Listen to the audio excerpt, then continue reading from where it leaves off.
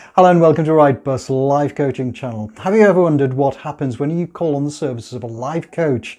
How does the process work, and indeed what's your role in all of this? Want to know more? Well, I'll see you after the opening titles. In the meantime, are you on the right bus?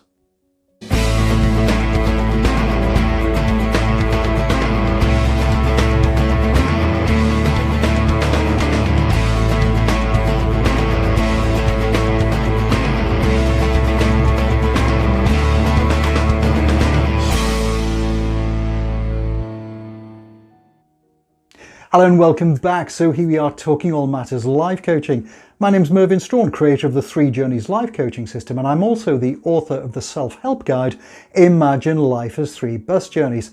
But enough of the plugs, because I'd like to spend the next few minutes discussing with you what an effective working relationship with your life coach looks like, what are the factors, and what's your role in all of this.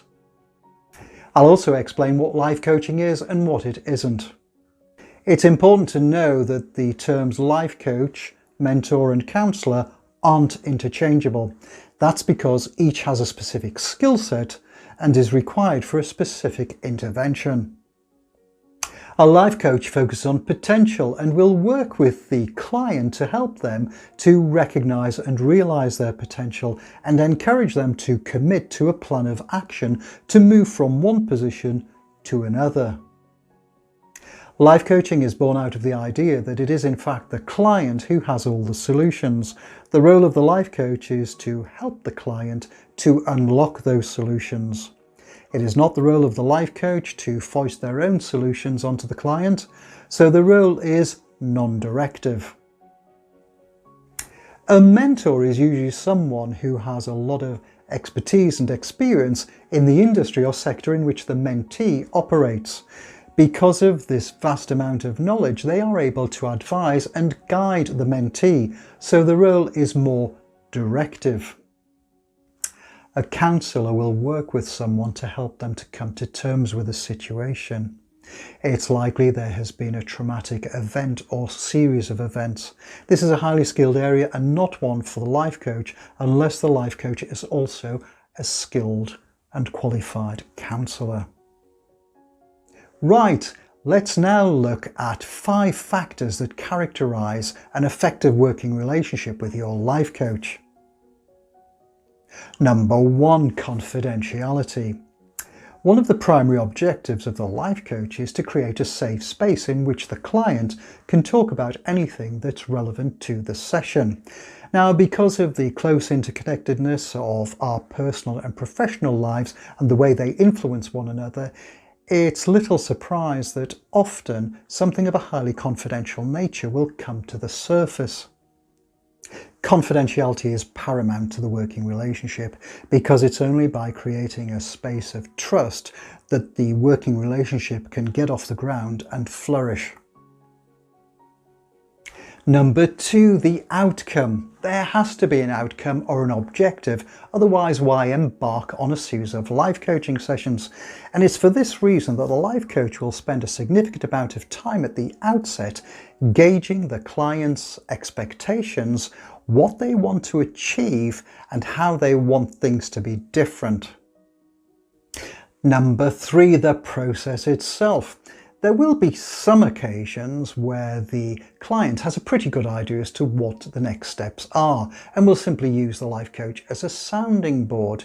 However, in the majority of cases, the client needs assistance from the life coach in bringing about a fundamental shift. So the life coach will adopt a framework or a process to help the client understand what steps need to be taken. And the life coach will draw upon the appropriate tool or technique from their life coaching toolbox as the session progresses. Number 4, diagnosing the situation. There's an old saying that you can't know where it is you want to be if you don't know where you are now. And this is so true in the arena of life coaching.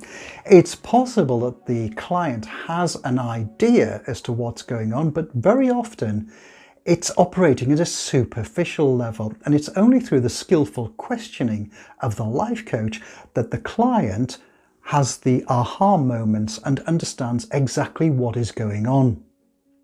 Now, there's a whole host of tools that can be used to help the client get this big picture.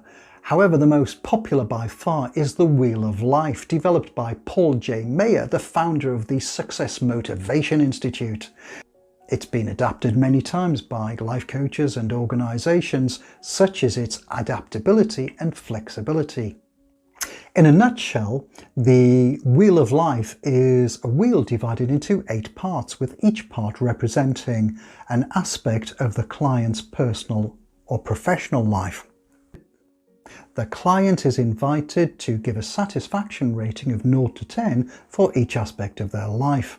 This is a superb tool for getting that quick big picture as to what is going well in the client's life and where the pressure points are. Number 5, listening. One of the first things that might strike the client is the huge amount of time that the life coach spends simply listening. This is crucial because the life coach can only help the client if they have a clear understanding as to what's going on in the client's mind. It's estimated that the life coach can spend up to 75% of their time just listening. The remaining 25% is devoted to confirming, clarifying, and the use of questioning to help the client to unlock solutions. Well, that just about wraps up this video. We've looked at what life coaching is and what it isn't. We've looked at the characteristics of an effective working relationship. Do look out for further videos and remember to press that subscribe button so we continue to provide meaningful content. And in the meantime, enjoy the journey.